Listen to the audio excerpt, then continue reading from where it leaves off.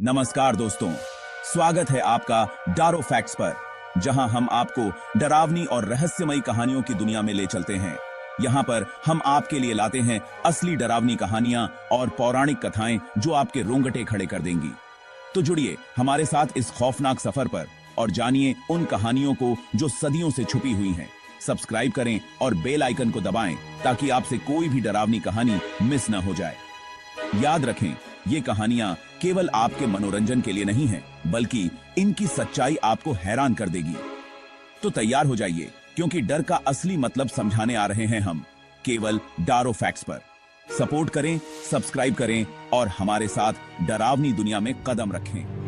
पुरानी दीवारों से राज फुसफुसाते थे। मुंबई के बांद्रा के बीचों बीच खड़ा था डिसूजा चौल। उसकी तंग गलियां एक भूल भुलैया जैसी थीं, टेढ़ी मेढ़ी, अंधेरे को समेटे हुए।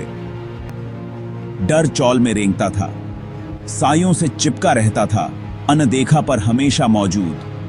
रहने वालों को पता था, ये बस अनजान का डर नहीं था, ये डर उनकी साझा कहानी में जड़ें जमाए हुए था।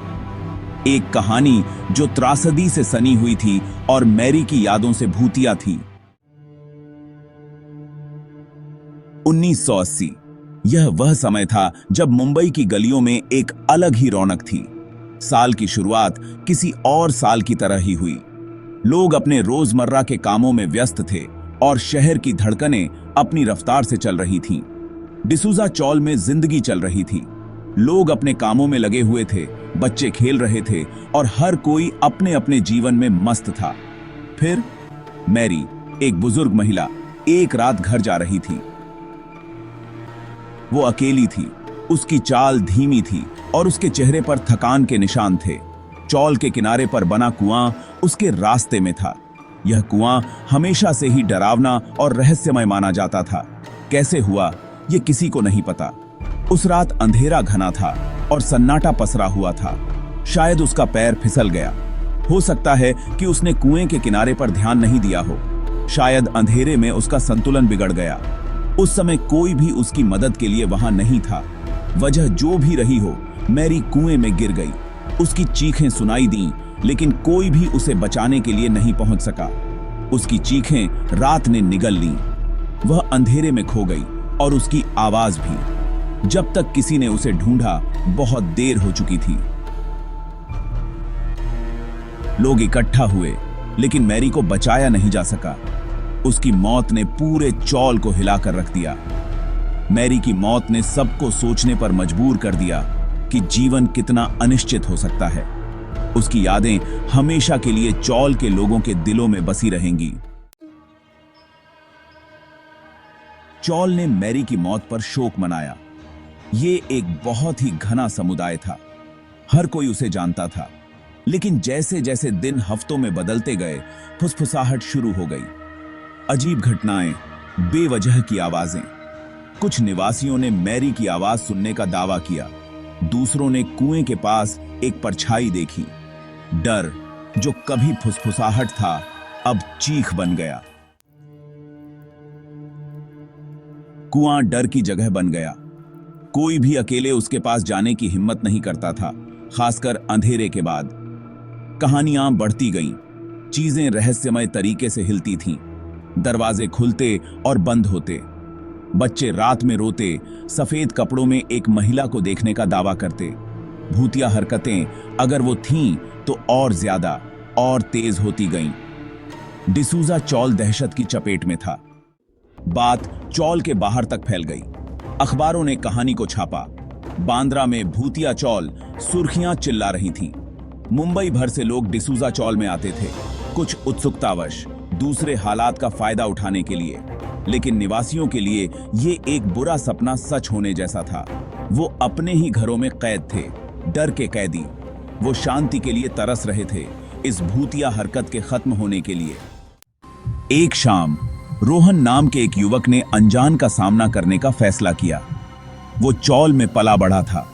उसकी जिंदगी में कई चुनौतियां थीं, लेकिन उसने कभी हार नहीं मानी।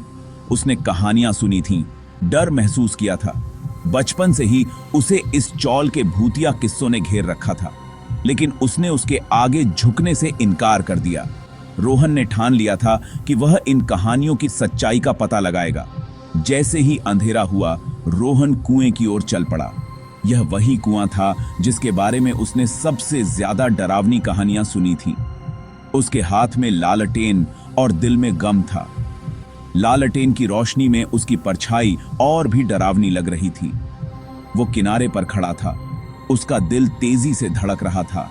उसे ऐसा लग रहा था जैसे कोई उसे देख रहा हो। उसने आवाज लगाई, मैरी, अगर तुम यहां हो तो खुद को दिखाओ। उसकी आवाज कुएं में गूंज उठी और एक अजीब सी खामोशी छा गई। रोहन ने चारों ओर देखा, लेकिन कोई जवाब नहीं आया। उसकी हिम्मत अब भी कायम थी, लेकिन एक अनजाना डर उसके दिल में घर कर रहा था। उसने गहरी सांस ली और फिर से पुकारा, मैरी, मैं तुम्हें सुन सकता हूं। इस बार उसकी आवाज में और भी दृढ़ता थी। अचानक एक तेज हवा का झोंका आया और उसकी लालटेन बुझ गई। अब रोहन पूरी तरह से अंधेरे में था, लेकिन उसने हार नहीं मानी। उसने एक माचिस जलाई और फिर से कुएं की ओर देखा। उसकी आंखों में अब भी वही जिज्ञासा और साहस था। रोहन ने कुएं में झांका और कहा, मैरी, मैं यहां हूं, मुझे तुम्हारी कहानी जाननी है। उसकी आवाज में अब भी वही दृढ़ता थी। रोहन का सामना अब भी जारी था। उसने ठान लिया था कि वह इस रहस्य को सुलझा कर ही रहेगा। उसके चारों ओर हवा गरज उठी, लालटेन टिमटिमाई, फिर सन्नाटा। जैसे ही रोहन मुड़ने वाला था, उसने आवाज सुनी, एक धीमी, दर्द भरी आह हवा में तैरती हुई। उसने अपने बगल में किसी की मौजूदगी महसूस की। रोहन ने एक गहरी सांस ली। वो फिर बोला। उसकी आवाज अब शांत थी। मैरी, उसने कहा, हमें तुम्हारे दर्द का दुख है। हमें शांति पाने में तुम्हारी मदद करने दो। अगले दिन डिसूजा चौल के निवासी इकट्ठा हुए। उन्होंने कुएं को सील करने का फैसला किया। यह एक मुश्किल फैसला था, लेकिन वो जानते थे कि यह करना ही होगा। भारी मन से उन्होंने एक छोटी सी रस्म अदा की। उन्होंने मैरी की आत्मा की शांति के लिए प्रार्थना की। फिर उन्होंने कुएं को कंक्रीट से सील कर दिया। जैसे ही आखिरी कंक्रीट डाला गया, भीड़ पर सन्नाटा छा गया। हवा हल्की, साफ महसूस हुई। आखिरकार शांति। भूतिया हरकतें बंद हो गईं। अजीब आवाजें बंद हो गईं। परछाई फिर कभी नहीं दिखाई दी।